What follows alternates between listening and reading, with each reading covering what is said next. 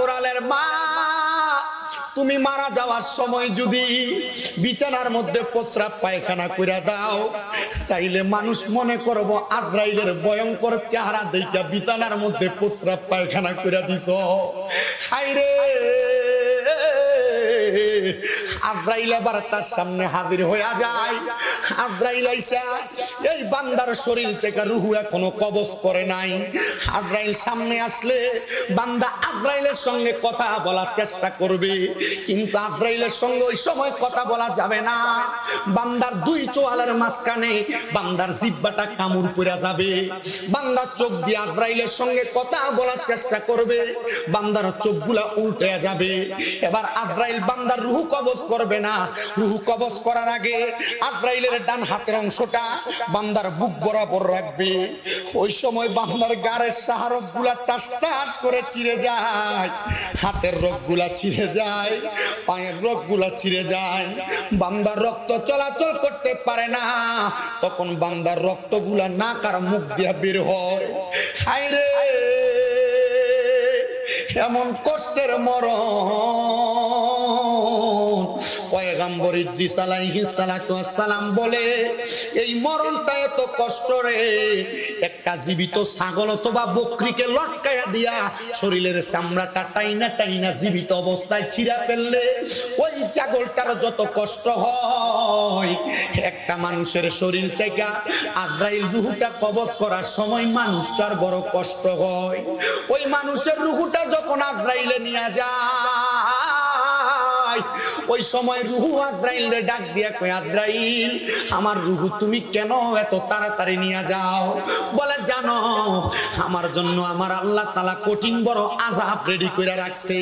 যদি তুমি জানতা আমার এত তাড়াতাড়ি আমার আল্লাহ তাআলার আযাবের দিকে নিয়ে যাইতা না। কিন্তু মুসলমান, ওই আজরাইল যখন বান্দার রূহ নিয়ে যাবে, হাদিস শরীফে দেখলাম আজরাইলের হাতের মধ্যে একটা রুমালের মতো নিয়া আজরাইল তার নাকের মধ্যে রুমাল দ্বারা ঢাকনা দিবে।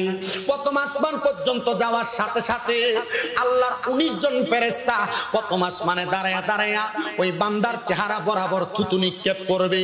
আজরাইল বলবে, কেন থুতু নিক্ষেপ করো? ওই ফেরেশতারা বলবে যে এই বান্দার রূহ নিয়ে আসলা, এই বান্দা বেঈমান, এই বান্দা বেআমল, এই বান্দা হারামখোর, এই বান্দা বেনামাজি, এই বান্দা পরের হক খানেওয়ালা, এই বান্দার রূহটা গুনাহ করতে করতে দুর্গন্ধযুক্ত রূহ হয়ে গেছে। আমরা ফেরেশতারা বান্দার রূহুর দুর্গন্ধ সহ্য করতে পারি না, এই জন্য আমরা বান্দার দিকে থুতু নিক্ষেপ করি। আজরাইল বলবে, এই জন্যই তো আমরা আমাদের নাকের মধ্যে আমরা রুমাল লাগাইছি। এ বন্ধু, দুনিয়াতে কত আরাম করে করে সুদ খাও, দুনিয়াতে কত আরাম করে করে গোশ খাও, দুনিয়াতে কত আরাম করে করে পরের হক মাইরা মাইরা খাও, দুনিয়াতে কত আরাম করে করে মানুষকে ওজনে কম দাও, দুনিয়াতে আরাম করে করে মিছা কথা কইয়া টাকা কামাই করো। এবার আপনারা বলেন, এ হারাম করে সুদ করে গোশ করে পরের হক খাওয়াই না দি, কবরে গেলে আযাবটা কি কম না বেশি? এবার কোন আমরা কুমিল্লা এলাকার মধ্যে সুদ করে কোনো নাই নাই, আমরা সমাজের মানুষ এটিরে ধরে নিয়ে মসজিদের সভাপতি বানাই। কথা কেন কেন আমরা সমাজের মানুষের সুদকুর গোসকুটিরে ধরে নিয়ে মসজিদের সেক্রেটারি বানাই, এলাকার সর্দার মাথা পরে দায়িত্ব দিয়ে হারাম খুঁটিরে নিয়ে দেয়। এই কথা কেন কেন? নারীবাজি করে, পরের হক মেরা খায়, মানুষের জমি দখল করে খায়, এটিরে মসজিদের সভাপতি বানাই। কথা কন, আপনি যদি কোন না আমার কাছে দেখা করেন, আঙ্গুল দিয়ে দিয়ে দেখাই দেয় অমুক মসজিদে অমুক বেড়া করে। আমার বাড়ি কি বেশি দূরে? এখান থেকে হাঁটতে গেলে কতক্ষণ লাগবো? এবার কোন এমন অবস্থা আছে না নাই? এটির মাইটটা কবরে কেমন হইব? কয় আযাবের শাদীদ যন্ত্রণাদায়ক শাস্তি, কাঁসাবাসের গোড়া দিয়ে বেরিয়ে হইব।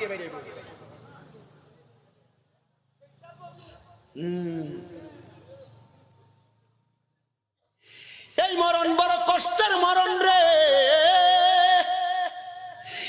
ও না, আবার আমরা সমাজে নামাজও পরে শুধু খাই এমন কিন্তু বহুত আছে।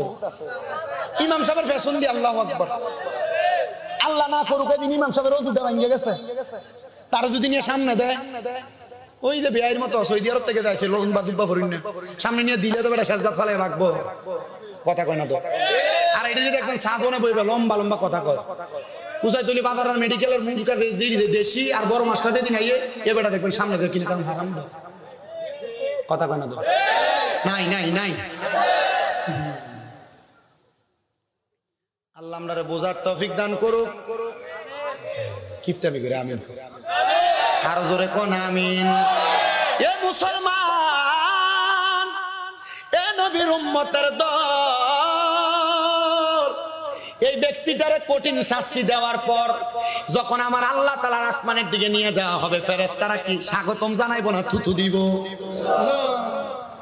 এই মরণ দিয়া লাভটা কি এই মরণ বড় কষ্টের মরণ এই মরণ বড় আযাবের মরণ রে এই মরণ বড় মারাত্মক মরণ এবার মরণটা দেওয়ার পরে বান্দার রূহ যখন উপরে নিবে বান্দার জন্য আসমানের দরজা বন্ধ সামনে পেছনের দরজা বন্ধ বলে বান্দার ঠিকানা কোথায় বান্দার ঠিকানা হইল ফি নারি জাহান্নাম খালিদিনা ফিহা বান্দার ঠিকানা হইল জাহান্নাম একদিন দুই দিন না আজরাইল যখন রূহটা নিয়ে রাখবে সর্বনিম্ন এই বেনামাজি হারামখোরটারে আমার আল্লাহ তাআলা 3000 বছর আগুনে পুরাইবো আমরা তো জানি কবরে প্রশ্ন করব মান রাব্বুকা ওয়া মান দীনুকা ওয়া মান হাযার রাসূলুকা ওয়া মান নাবিয়ুকা জিনা দুনিয়াতে হারাম কাম করে যাইবা কবরে প্রশ্ন করবে যারা হারাম করে পরের হক মাইরা খান না এদিকে কবরে প্রশ্ন করতো না ডাইরেক্ট নিয়া সর্বনিম্ন 3000 বছর আগুনে জ্বালাইবো দুনিয়া 50,000 বছর আখিরাতের মাত্র একদিনের সমান ও মাগো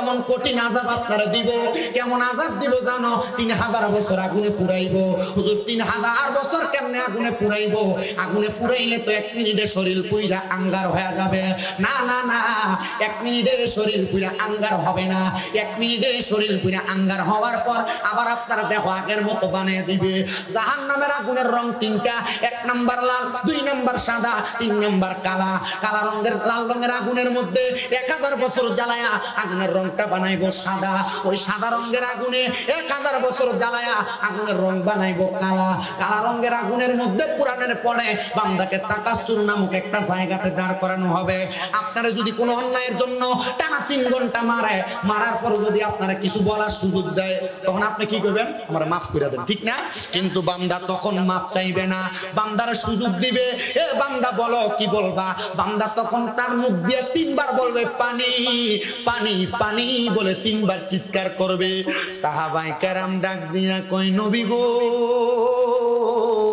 ও দয়ার নবীজি তাদের কি তখন পানি দেওয়া হবে তাদের কি তখন পানি দেওয়া হবে ও বন্ধুরে আমার নবী ডাক দিয়া কয় হ্যাঁ পানি দেওয়া হবে ওই পানিটা কেমন পানি সাহাবায়ে কেরাম ডাক দিয়া কয় নবী গো ওই পানিটা কেমন পানি নবী যখন এই কথা বলে নবীজির মসজিদে নববীর ভিতরে 70 মতান্তরে 72 জন আহলে সুফার সদস্য ছিল আমার নবী কয় এই পানি দুনিয়ার পানির মতো না এই পানি হইল অন্যান্য জাহান্নামীদেরকে জাহান্নামের আগুনে পুরায়া যেই রক্তপুঁজগুলা নিচে পড়ছে ওই রক্তপুঁজগুলা গরম লোহার একটা পাত্রের মধ্যে করে বান্দাকে দেওয়া হবে নবী গো এই পানি কেমন পানি হাদিস শরীফ কয় পানির নাম হলো তিনাতুল খাবাল এই তিনাতুল খাবাল বান্দাকে দেওয়া হবে বান্দা হারাম তো বালা কইরা খাইছে এবার এই পানি পান করো হুজুর এই পানি কি বান্দা পান করবে এই পানি কি বান্দা খাইবে হ্যাঁ হ্যাঁ বান্দার পিপাসার কারণে তরল কোনো পদার্থ না পায়া বান্দা পানিগুলা বান্দার জিহ্বায় ঢাইলা দিবে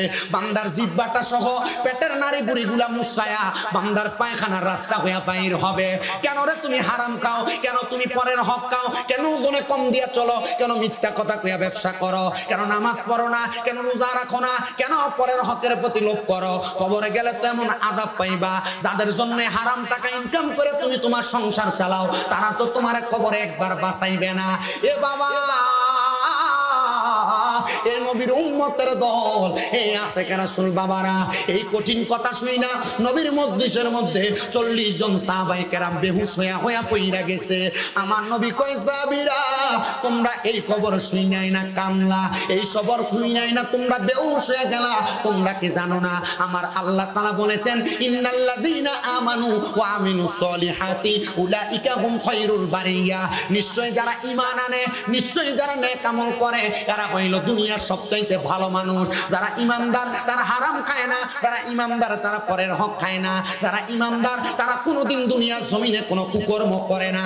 হুজুর বুঝতে পারলাম তাইলে এই লোকগুলা ভালো লোক। সাহাবায়ে কেরাম কয় নবী গো এই লোকগুলার অবস্থা কেমন হবে, আমার আল্লাহ কেমন পুরস্কার দিবে? আমার নবী ডাক দিয়ে কয় আল্লাহর কোরআন থেকে জাযাউহুম, আল্লাহর পক্ষ থেকে জাযা দেওয়া হবে, পুরস্কার দেওয়া হবে, উপঢৌকন দেওয়া হবে। ইনদা রাব্বিহিম, আল্লাহর পক্ষ থেকে, ইনদা রাব্বিহিম, আল্লাহর পক্ষ থেকে জান্নাতু আদনিন, ওই পুরস্কারের নাম হলো জান্নাতুল আদন, তাজরি মিন তাহতিহাল আনহার। ওই জান্নাত এত সুন্দর, এত সুন্দর, ওই জান্নাতের নিচে দিয়ে একটা নহর প্রবাহিত হয়। নবী গো কেমন নহর প্রবাহিত হয়? আমার নবী কয় ওই নহরের মধ্যে পানি থাকবে চার প্রকারের। এক নাম্বার ইন্না আতাইনা কাল কাউসারের পানি, যাদের অন্তরে আল্লাহ নবীর মুহাব্বত থাকবে তারা ওই কাউসারের পানি পান করবে। দুই নাম্বার ওই নদীর মধ্যে পানি থাকবে দুনিয়ার জমিনের মধ্যে সারাবান তাহুরা, ওই সারাবান তাহুরা তারা পান করবে যারা কোনোদিন নেশাগ্রস্ত হয় নাই, যারা কোনোদিন নেশা করে নাই, তারা ওই পানি পান করবে। তিন নাম্বার পানি থাকবে জান্নাতের দুধ, ওই জান্নাতের দুধ তারা পান করবে যারা কোনোদিন দুনিয়ার জমিনে পরের হক লোক করে খায় নাই। আর চার নাম্বার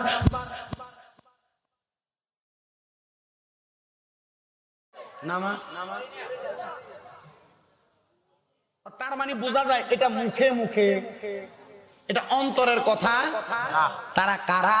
যারা মুখে একটা বলে অন্তরে আরেকটা, দুনিয়াতে অন্তরে একটা রাখে মুখে একটা বলে। আল্লাহর নবী ডাক দিয়া কয় তারা হইল মুনাফিক। নবী গো মুনাফিক, বুঝতে পারলাম না এই মুনাফিকের আচরণটা তাইলে এমন হবে। এই জন্য মুসলমান মুনাফিকের আচরণ যেন তোমার মাঝে ফুইটা না ওঠে। আসেন আমি আমার আলোচনার ধারাবাহিকতা রক্ষা করি। বেঈমান তো কষ্ট পায় মারা যায়। সাহাবায়ে কেরাম যখন কান্দে আমার নবী কান্দাইতেও পারেন, হাসাইতেও পারেন। আমার নবী ডাক দিয়ে কয় সাহাবীরা বেঈমান বান্দা তো কষ্ট পায় মারা যায়, কিন্তু ইমানদার বান্দা যখন মারা যাবে ইমানদারের কাছে আজরাইল আসবে 4 বার, কিন্তু রূহ কবজ করতে পারবে 4 বার আজরাইল আসবে ইমানদারের কাছে। কয়বার? আপনারা আসতে বলুন। আমি কিন্তু জিকির আজকার করি নাই, সময় বেশি ব্যয় করি নাই। আমি জাস্ট টাইম বলছিলাম 10:40 এসে মাইক ধরবো, মনে করছি যে না পারতাম না, মনে হয় 10:30 আগে এসে আমি পৌঁছে গেছি। যখন এখানে আসছি তখন 10:13 বাজে। তারাই না আমার বসাইয়া এরপরে স্টেজে করেছে।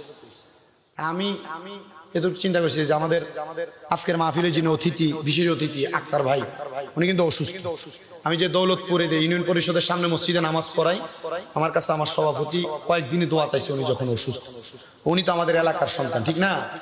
তা আমি চিন্তা করলাম যে উনি যেহেতু আসবে, কারণ একসাথে আসলে একসাথে কাজ শেষ করে উনি অসুস্থ মানুষ চলে যাবে, এরপর আপনারা নিয়ে যতক্ষণ বয়ান করি বয়ানটা করলাম। তো তবুও আমি এতটুকু চিন্তা করব, এই যে বেঈমান বান্দারা, বেআমল বান্দারা কষ্ট করে মারা যাবে, আপনারা যদি এটারে ডরায়া, এটারে ভয় পাইয়া আপনারা যদি এক ওয়াক্ত নামাজ পড়েন তাহলে মোটামুটি এটাতে কাজ হবে, ঠিক না?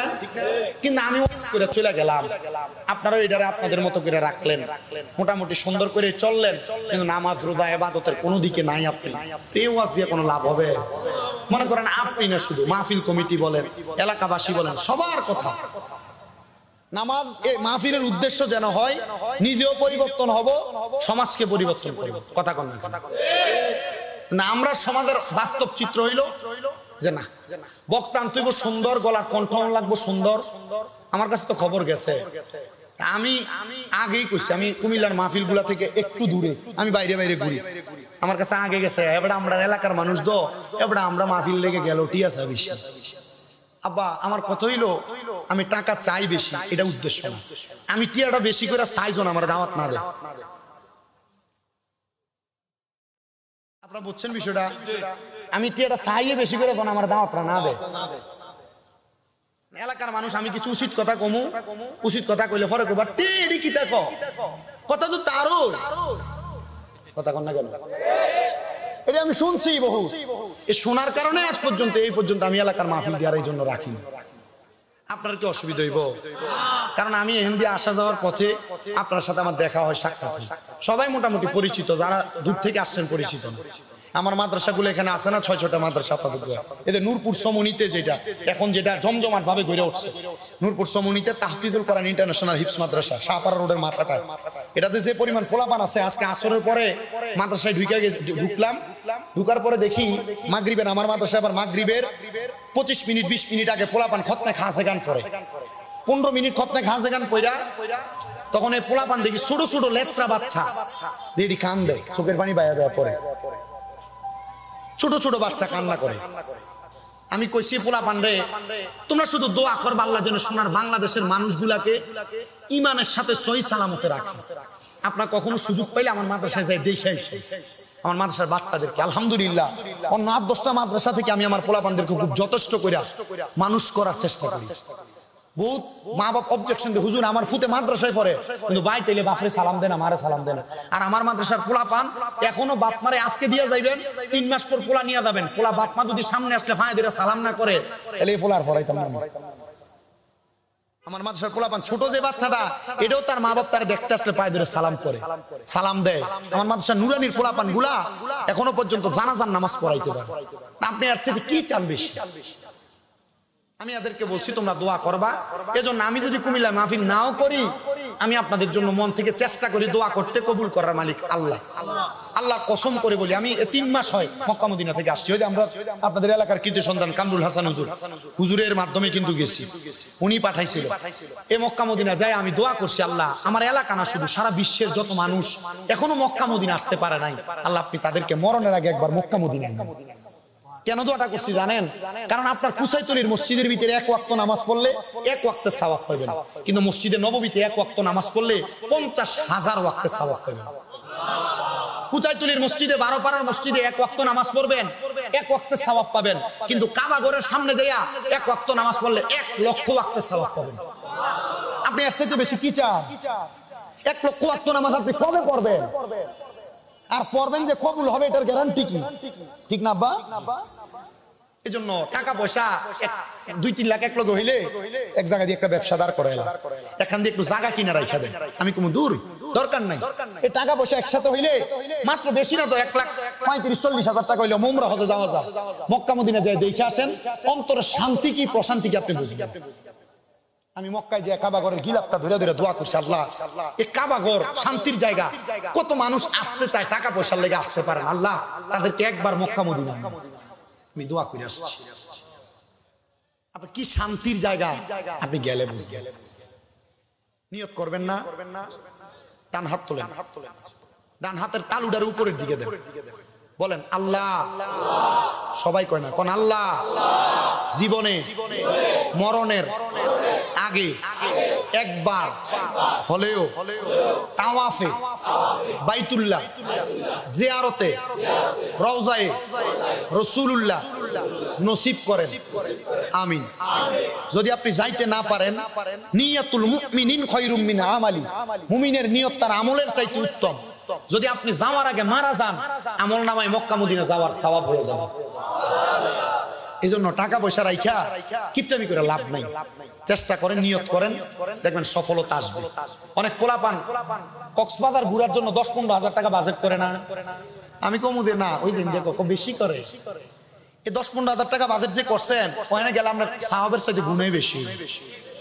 ট্যুর দেয় কিতা, ট্যুর শাহ আমানত জিয়ারত, শাহ আমানত, বাইজিদ বুস্তামি, এরপরে ধরেন মোসেনাউলিয়া, এরপর এটি ঘুরে কক্সবাজার। তো তুমি এনে দে সাহাব কামাই করে, এনে দে লেঙ্গা লেঙ্গা বেরিয়ে দিকে, তুমি যে সাহাব কামাই করছো, কথা কয় সাহাব কামাই করছো, তো কি সাহাব হইব না গুণ হইব? এই টাকাটা রাইখা দিবেন, নিয়ত করবেন এই টাকাটা দিয়ে আমি মক্কা মদিনা যাবো। আপনারা কোন কবুল করার মালিক কে? ওয়াজ ওই দিকে নিয়ে যাইতেছি ইনশাআল্লাহ। ইমানদার বান্দা যারা,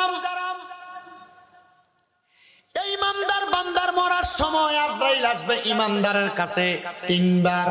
কয়বার? আমি এর আগে কইছিলাম না 4 বার।